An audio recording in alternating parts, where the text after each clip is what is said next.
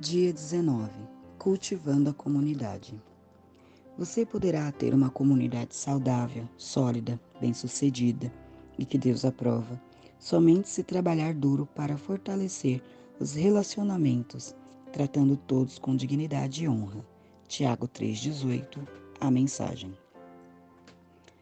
Elas passaram a seguir o ensino dos apóstolos, a vida em comunidade, a refeição comunitária e a prática da oração.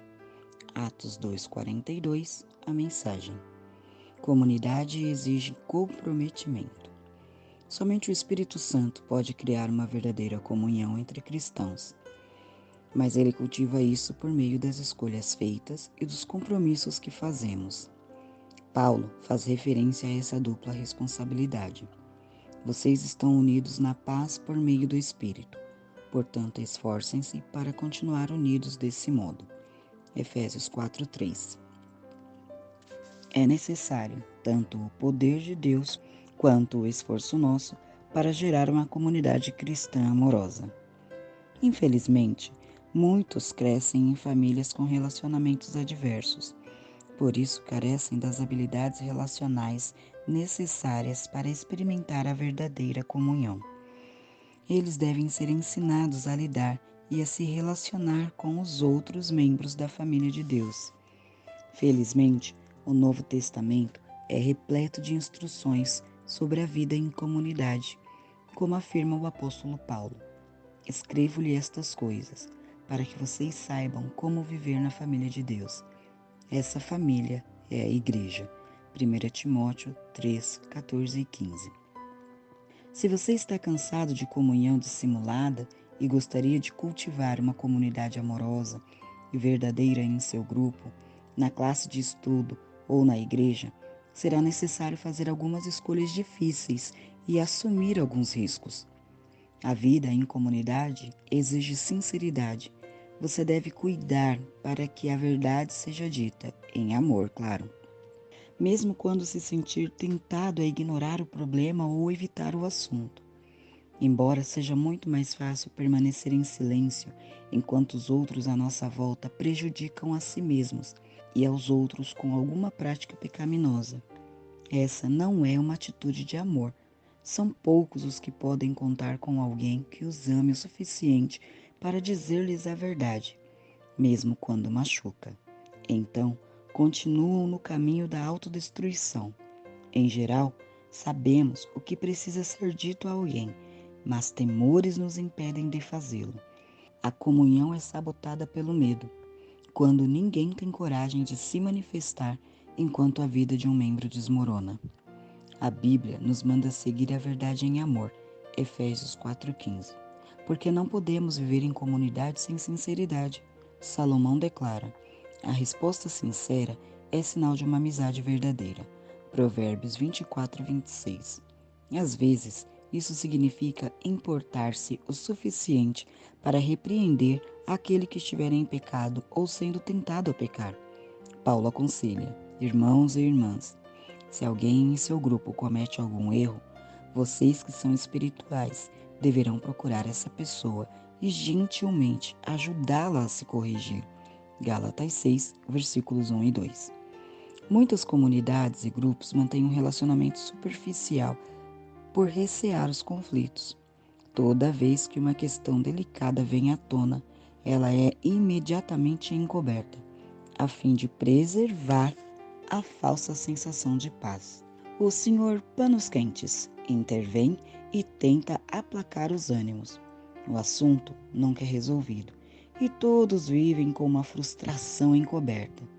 Todos sabem do problema, mas ninguém fala sobre ele abertamente.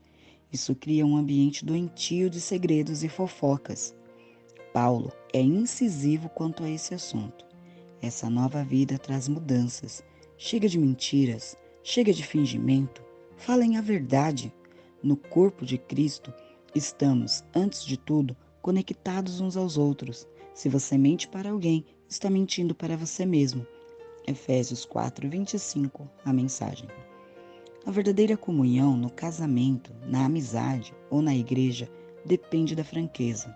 Na verdade, o túnel do conflito é a travessia para a intimidade em qualquer relacionamento. Até que os envolvidos se importem o suficiente para enfrentar e solucionar os obstáculos encobertos, jamais estarão realmente próximos uns dos outros. Quando tratamos o conflito da maneira correta, crescemos em intimidade uns com os outros, pois enfrentamos e resolvemos nossas diferenças. A Bíblia diz: a verdade é que as pessoas valorizam a sinceridade mais que a bajulação. Provérbios 28, 23. A franqueza, no entanto, não é uma licença para se dizer o que quer, onde quer e sempre que quiser. Não é grosseria. A Bíblia diz que existe um tempo certo e um modo certo de fazer cada coisa. Eclesiastes 8:6. Palavras impensadas deixam feridas permanentes. Deus nos manda tratar os membros da igreja com o mesmo amor que dedicamos à família. Nunca empregue palavras duras quando for corrigir um idoso, mas fale com ele como se fosse seu pai. Converse com os jovens como se fossem seus irmãos, com as mulheres idosas como se fossem sua mãe e com as jovens como se fossem suas irmãs. 1 Timóteo 5, versículos 1 e 2. Lamentavelmente, milhares de comunidades foram destruídas por falta de honestidade. Paulo precisou repreender a igreja de Corinto pelo seu silêncio passivo ao permitir a imoralidade no meio deles. Visto que ninguém teve coragem de enfrentar o problema, ele então se pronunciou: vocês não podem apenas ficar olhando e esperar que tudo se resolva. Tratem da questão e resolvam o problema na autoridade de Jesus, nosso Senhor, que estará presente entre vocês. Submetam a conduta desse homem perante todos. A arrogância e a insensibilidade de vocês nessa questão me perturbam. Vocês tratam o caso como se nada fosse. Escrevi na minha carta anterior que vocês não devem se sentir à vontade com quem vive na promiscuidade.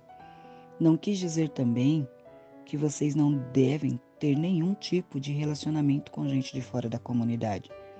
O mesmo vale para os corruptos, de nenhum tipo, e para os religiosos impostores.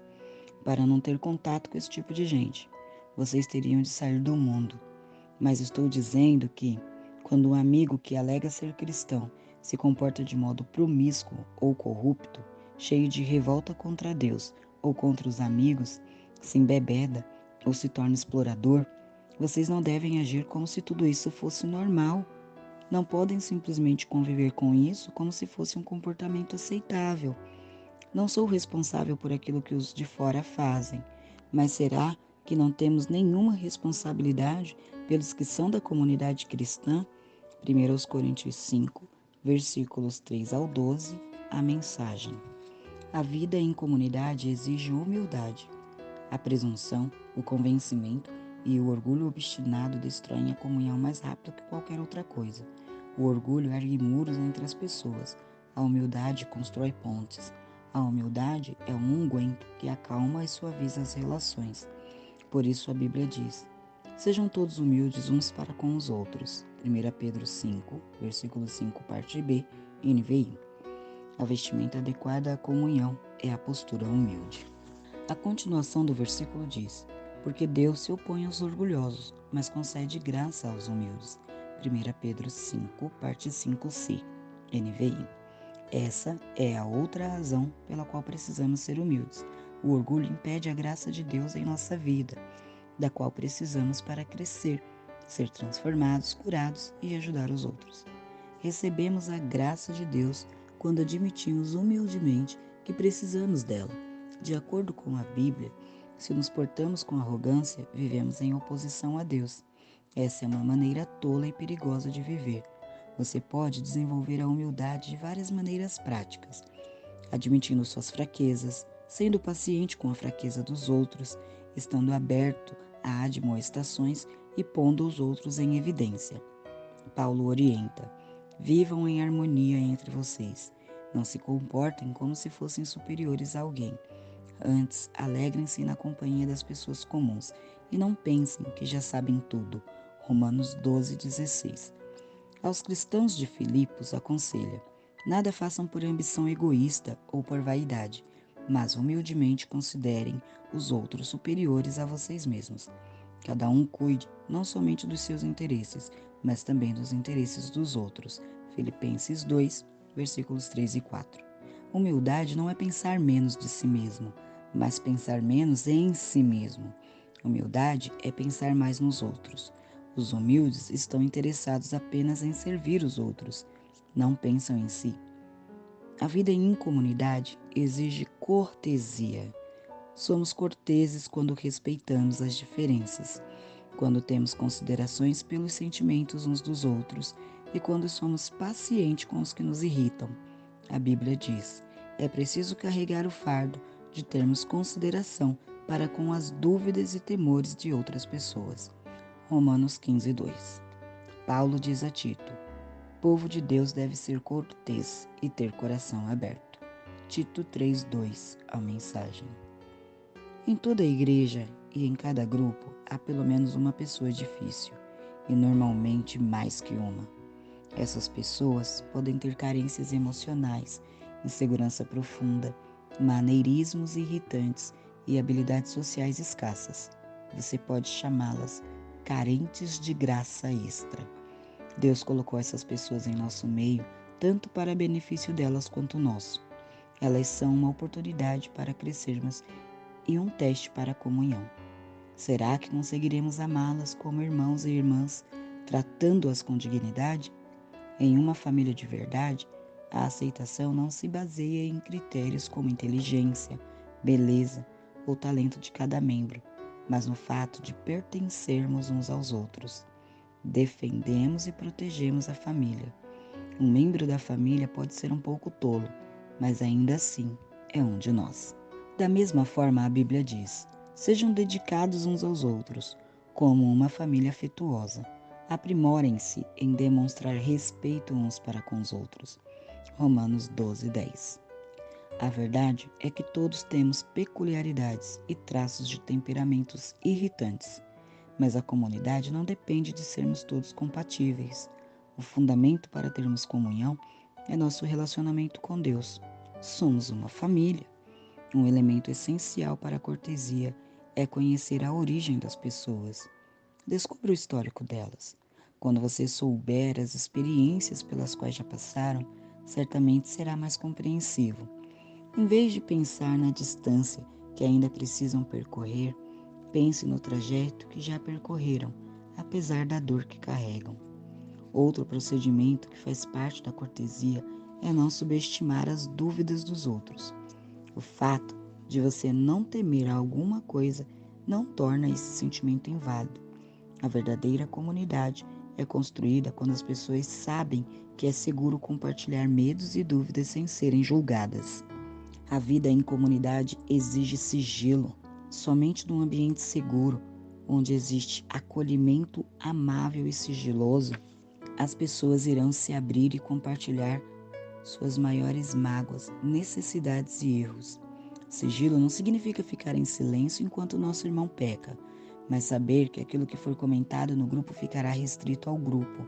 É necessário conviver com isso e evitar a fofoca. Deus detesta a fofoca, principalmente quando maldosamente disfarçada de pedido de oração em favor de alguém.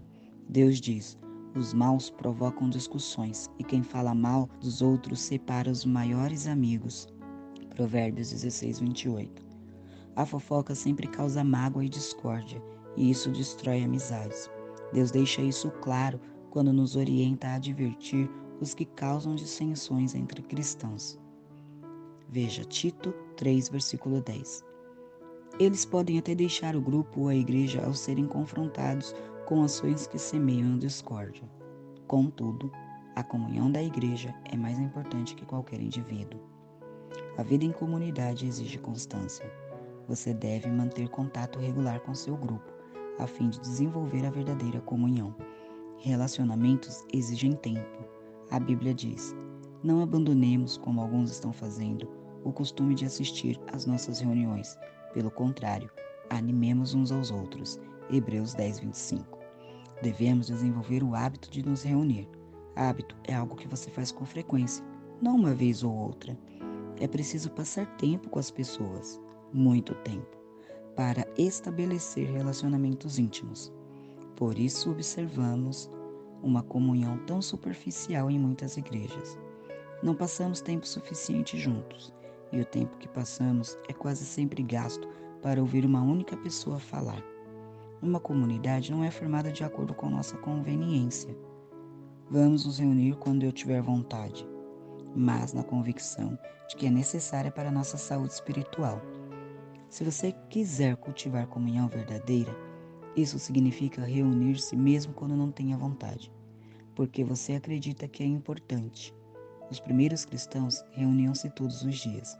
Regularmente, eles adoravam juntos no templo todos os dias. Reuniam-se em grupos pequenos nas casas para a comunhão e participavam das suas refeições com grande alegria e gratidão. Atos 2,46. Viver em comunhão requer investimento de tempo. Se você é membro de um pequeno grupo ou de uma classe de escola dominical, recomendo que se faça um pacto entre todos no qual estejam incluídas as 9 características da comunhão bíblica. Compartilharemos nossos verdadeiros sentimentos, autenticidade. Incentivaremos uns aos outros, reciprocidade.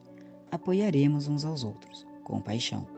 Perdoaremos uns aos outros, misericórdia. Falaremos a verdade com amor, sinceridade. Admitiremos nossas fraquezas, humildade. Respeitaremos nossas diferenças, cortesia. Não divulgaremos segredos alheios que nos são ditos em confiança, sigilo. E faremos do grupo uma prioridade, constância.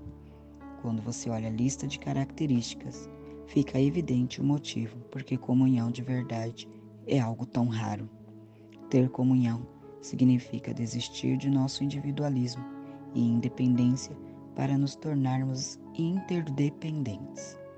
Os benefícios de compartilhar a vida uns com os outros, no entanto, são plenamente compensadores e nos preparam para o céu. Dia 19. Pensando sobre o meu propósito de vida. Tema para reflexão: comunhão exige comprometimento. Versículo para memorizar. Nós compreendemos o que é o amor quando descobrimos que Cristo deu sua vida por nós. Isso significa que temos de dar a nossa vida pelos outros fiéis. 1 João 3,16. Pergunta para meditar: como você poderia hoje ajudar um grupo ou uma igreja a desenvolver as características de uma comunhão verdadeira?